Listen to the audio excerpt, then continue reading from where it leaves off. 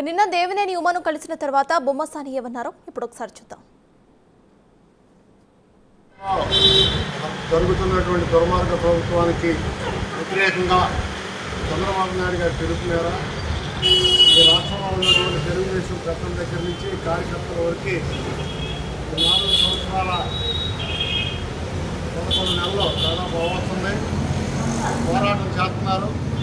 ఈ పోరాటంలో భాగంగా మేమంతా కూడా ఎన్నో సందర్భాల్లో వ్యతిరేకంగా ఈ ప్రభుత్వం చేసే కార్యక్రమాలకు వ్యతిరేకంగా చేయడం జరిగింది.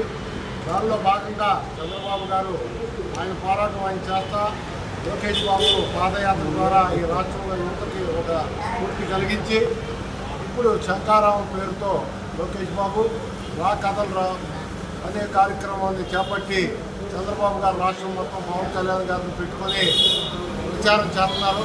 ఈ ప్రభుత్వాన్ని పారద్రోలి ప్రజాస్వామ్య విలువలను కాపాడేటటువంటి అభివృద్ధి కార్యక్రమాల్లో ముందంజలో పెట్టేటటువంటి చంద్రబాబు గారి నాయకత్వాన్ని ఈ రాష్ట్రాన్ని తీసుకురావడం కోసం ప్రజలకి ఒక మేలైనటువంటి పరిపాలన అందించడం కోసం మేమందరం కట్టుబడి ఎప్పటి నుంచో పనిచేస్తున్నాం. ఉమా గారు మేము అట్లానే మాలాగా కొన్ని వేల మంది కార్యకర్తలు మైలవరం నియోజకవర్గంలో పనిచేస్తున్నాం.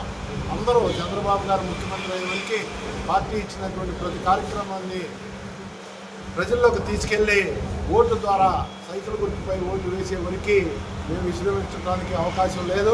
ఇప్పుడు దాకా చేసినటువంటి కార్యక్రమాలను ఒక ఎత్తు, ఈ 45 రోజులు కార్యకర్తలు ప్రతి వాళ్ళు చేయాల్సినటువంటి భాగం ఒకటి. మా బాధ్యతలు మేము గుర్తు చేసుకుంటూ అట్లానే కార్యకర్తలని ప్రజలను కూడా గతంలో జరిగిన తప్పు జరగకుండా ప్రయత్నం చేస్తామని ఈ సందర్భంగా మనం చేసుకుంటూ పార్టీ మొత్తం ఐక్యంగా పనిచేస్తామని చెప్పి సందర్భంగా మనం